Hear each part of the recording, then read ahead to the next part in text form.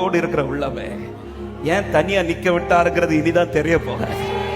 ஹல்லேலூயா. உங்கள் கூடாரத்தில் மற்ற எல்லாருக்கும் இல்லாத ஒரு தெய்வீக அபிஷேகம், மற்ற யாருக்கும் இல்லாத ஒரு அழைப்பு, மற்ற யாருக்கும் இல்லாத ஒரு கணம் கர்த்தர் உங்களுக்காய் வைத்திருக்கிறார். விசுவாசிக்கிற உள்ளங்கள் கைகளை தட்டி எனக்காக தான் இந்த வார்த்தை என்று நம்புகிறவர்கள் சத்தமாய் ஆமென் என்று சொல்லி ஜீசஸ் விடாம பிடிச்சு வச்சிட்டார். வந்த காரியத்தை சொல்லி விடுவது என்பது, வந்த காரியத்தை சொல்லி விடுறது என்பது சாமுவேலுக்கு எளிதான காரியம்.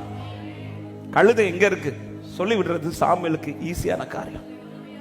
ஆனா அதை சொல்லி விடாம ஆண்டவர் நம்ம கேட்டு வந்த காரியம் ஒண்ணு ஆண்டவர் கிட்ட, அந்த காரியம் எல்லாம் நடந்துச்சான்னு கேட்டா தெரியல.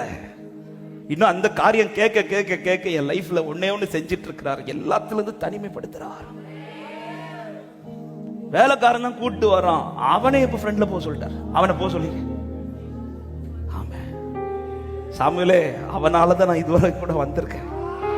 அப்படி இருந்த பிறகு அவனை தனிமை, அவனை அப்போ சொல்லிட்டு இப்ப என்ன தனியா நிக்க வச்சுட்டீங்களா ஆண்டவரே.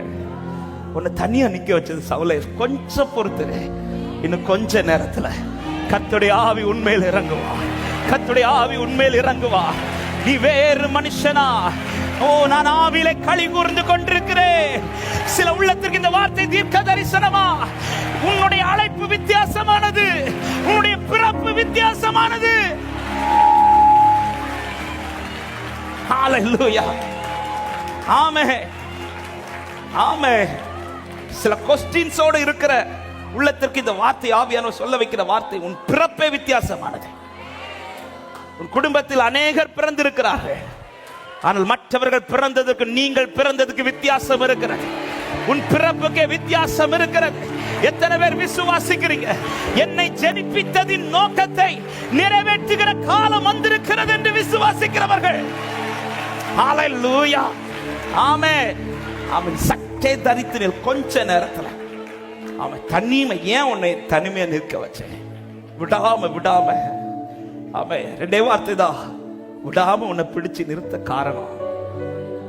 அவன் சவுலே, உன்னை அனுப்பி விடுறது என்பது எனக்கு ஈஸி, நீ கேட்ட காரியத்தை உனக்கு தந்து விடுறது என்பது எனக்கு ஈஸி.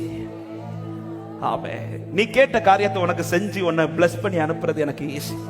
ஆனா நான் அதெல்லாம் செய்யாம உன்னை விடாம பிடிச்சு வச்சிருக்கிறேன். அவன் மற்றவங்களுக்கு எல்லாம் கேட்டதெல்லாம் உடனே கொடுத்து விடுறீங்களா ஆண்டவரே?